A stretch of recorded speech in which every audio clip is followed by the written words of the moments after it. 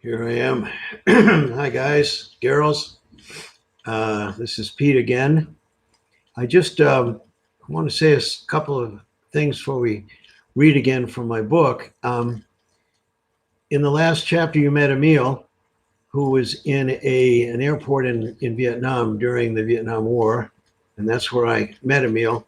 And you may remember that I felt comfortable to walk up to him and speak to him because he had something written on his T-shirt. So you might, you are all probably too young to remember this story, but back 40 years ago, there were two gentlemen, Bert and Melvin, and they did a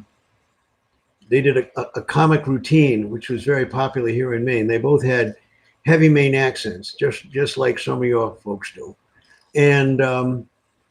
and this was one of the stories. So Bert and Melvin are sitting on their front porch, on Bert's front porch one day, when this car with outer state plates just goes racing by. They go one way and then it goes down the end of the street, which is a dead end. They turn around, they come back, go the other way. And Bert and Melvin are just nodding their heads like. And then finally they turn around and come back again.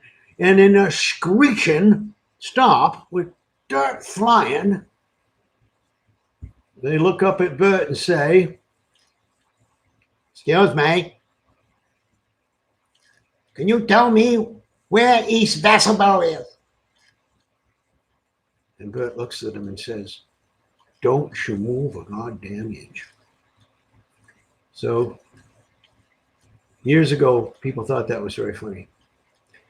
And it was popular when I was in Vietnam because I was just young. I was 26 years old there. And so it was popular back home. So it made sense that this guy had a T-shirt on that said, "Don't you move a goddamn inch." So I walked up to him and said, "Which way to East Vassalboro?" And he immediately knew that we had something in common that maybe I could help him out.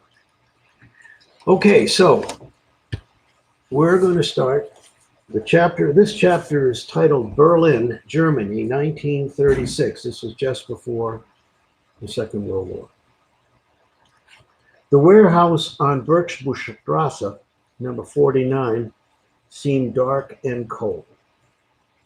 Once the home of two of the most progressive teachers of architecture and furniture in the world, Walter Gropius and Marcel Breuer, the Bauhaus School was now struggling to survive the rising force of Adolf Hitler in Nazi Germany. Jacques entered its unlocked doors on an early June morning in 1936. A handful of students were working on projects lit by the sun that poured in through the tall industrial windows. Someone was making coffee and a piano was playing in the distance. Alice was working on a small table made from wood scavenged from a discarded industrial pallet and stained with oil. He found the source of the coffee smell and made her a cup. It was love at first sight. She was from London, a student of Marcel Breuer's, and was passionate about making usable things from throwaway refuse. Jacques' own father, Michel, had gone to school with Breuer in Paris, so he and Alice had much to discuss. They soon moved in together, but their time in Berlin would be cut short. Neither of them spoke German, nor shared their friends' bohemian lifestyle. Their neighborhood was something of a slum, the air filled with delicious Turkish and Mideastern cooking. Their only solace was a visit to a park not far from their flat, a refuge with tall trees and many birds. One day, they were visited at their flat by members of the Nazi Youth Brigade who, quote, invited them to join the party of the Fuhrer. Within the week, they were on the night train to Paris. Jacques' parents welcomed them both with open arms, and within a year, they were wed. 2 children, a boy and a girl, soon followed. Those years before the war were heady ones. Some believed that Germany would leave them alone. After all, it was just about the Jews, some said. Others knew differently, had seen artists and musicians on the firing line. At Le Touquet-par-les-Plages, the Dubélé family lived almost in sight of England, just a short swim, Michael would remind them. That night on the beach, where they had played and swum all summer, became the last hug, the last kiss. The young son and daughter had only a slight notion of what was up. Just another adventure. Planes were flying overhead. Gunfire was heard out behind Le Touquet home. I will be along soon. Slip will keep me safe. God bless, said Jacques, and his family was gone.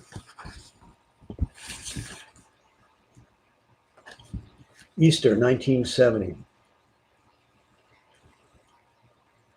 Father Jacques went for a walk with his new dog, De Sleep, along the St. John River on Saturday evenings, if he were not out visiting parishioners.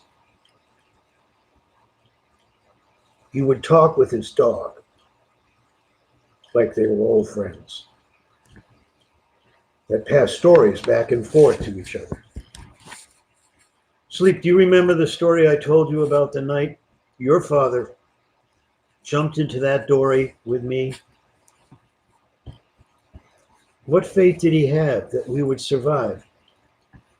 Did he tell me that all would be well, that we would survive when so many didn't?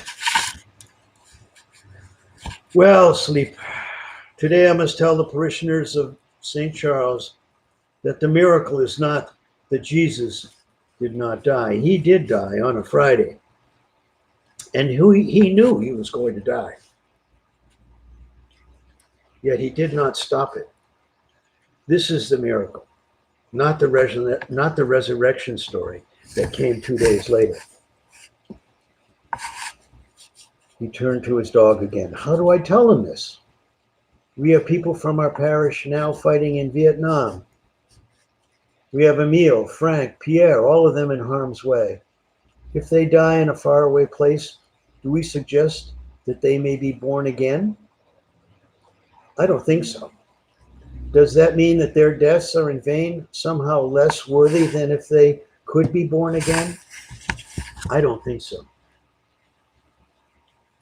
And De Sleep stops at a bush, takes a pee, and looks back at his master as if to say, good luck with that one.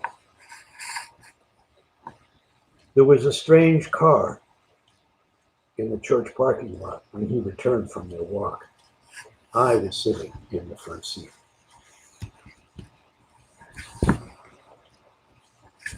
This is called mud season. This is right about now. The rain kept falling all spring, and by June, everyone's garden was coming up green. But the Jones Brook Road finally gave out after weeks of skidder and log truck traffic, and the Black River Lumber Company was forced to shift its operation over to Sophie's Sunset Road.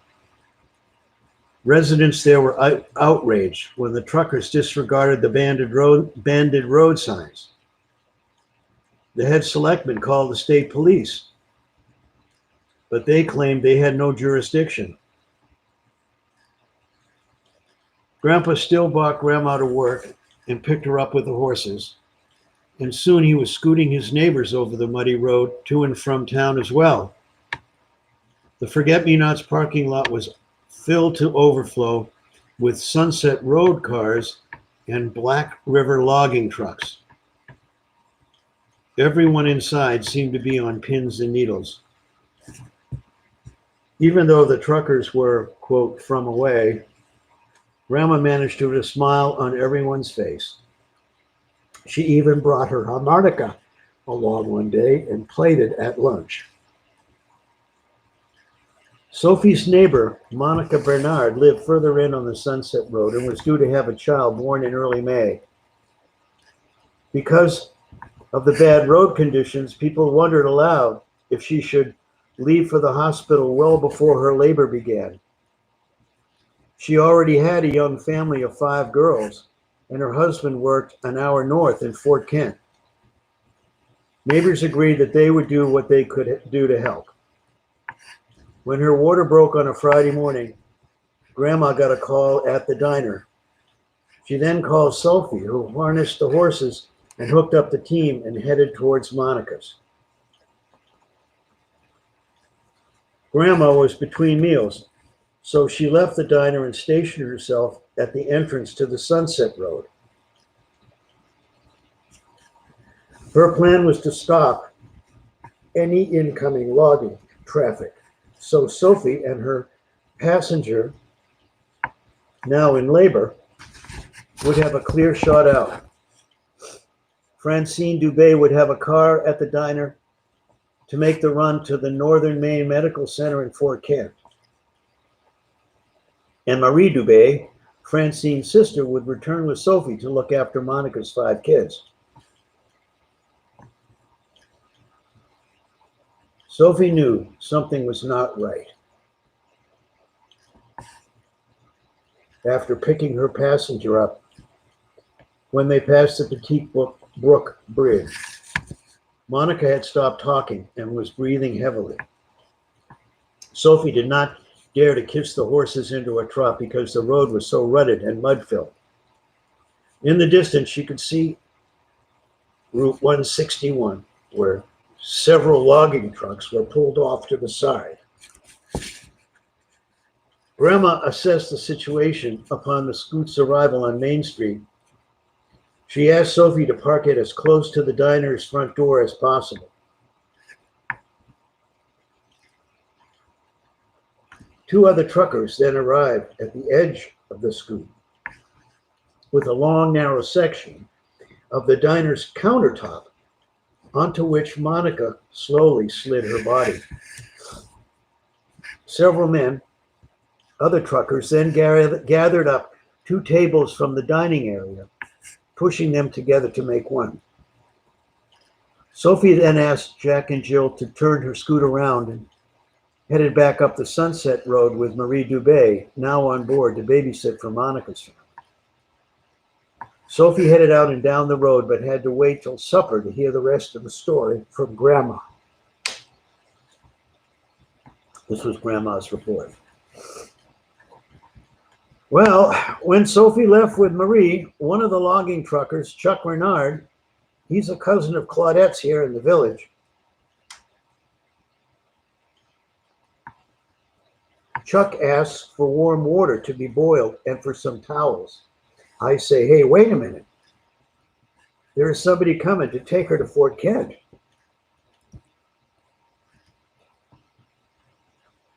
Chuck quietly turns to me and says,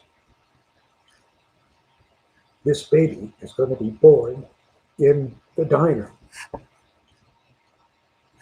I then politely asked everyone to leave, and 2 minutes later, at home in Saint Agathe, we have many cows and sheep, he replied.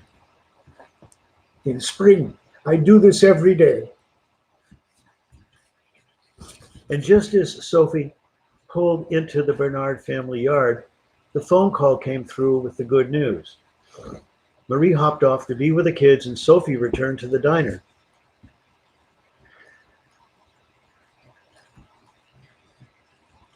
Chuck and the truckers all pulled over on the Sunset Road and waved Sophie past, and the baby was nursing when she arrived home. Father Jacques was there to bless the child, whose mother then insisted that she and Charlotte return home immediately. It was a tradition in the St. John Valley to stay as far away from doctors and hospitals as possible. But she did agree to have Father Jacques join them on the scoot. So tomorrow there will be a crew from WKFT TV to do a story on the miracle of the Forget-Me-Not Diner, Grandma announced before the scoot departed.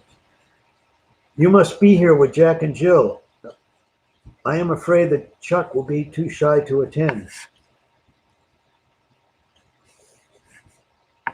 For some reason, Sophie was not excited with this planned event.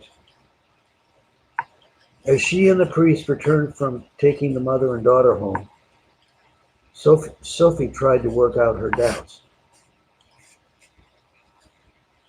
Father Jacques announced he would try and locate Marie's husband at work in Fort Kent and tell him the good news.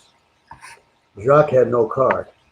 He had felt it would be a waste of his meager salary.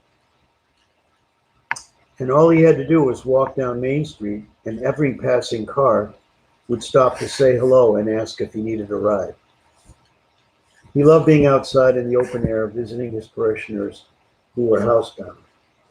He loved their welcome, especially when he brought his dog. But today he had left their sleep in the parish house.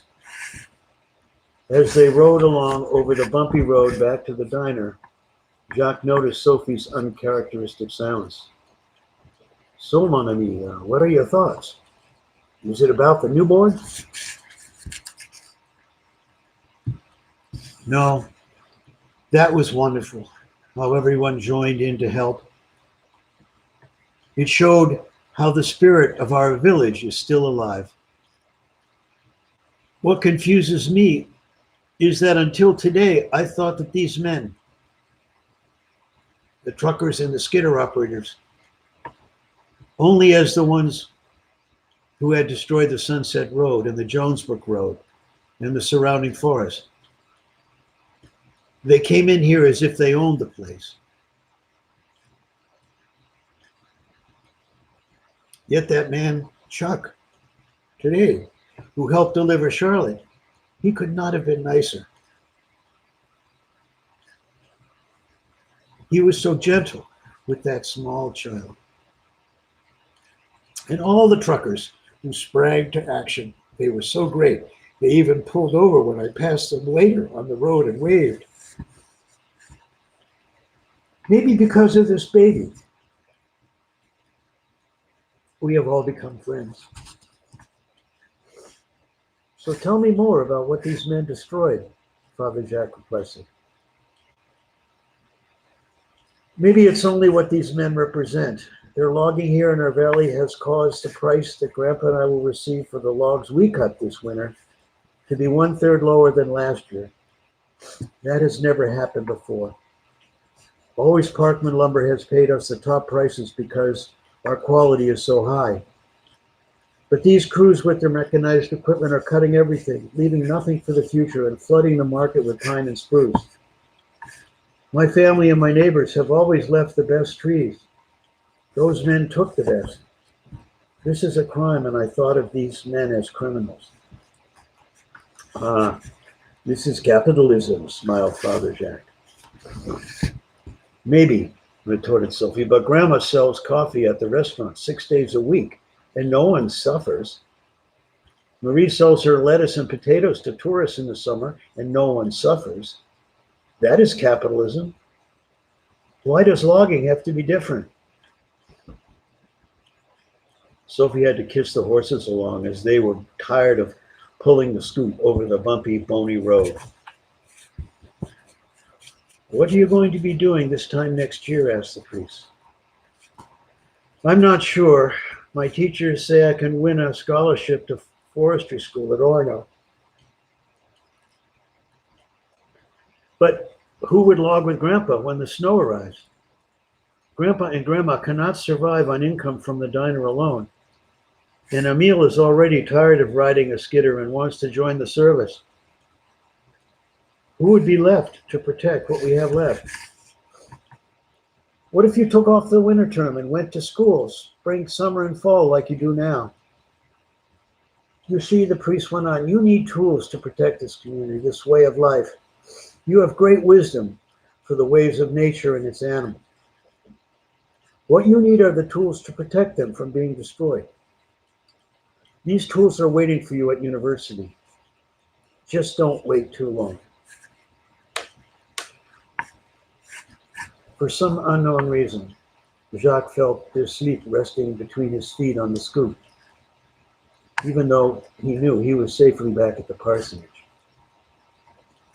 He remembered the night in France when he said goodbye to his family for the last time. His reason for not joining them was that when the boat was ready to push off through the surf, his first dog sloop was nowhere to be found. He could not leave without his best friend. He had to say goodbye, and by staying behind, Slip had saved his life. Who was he to give Sophie advice?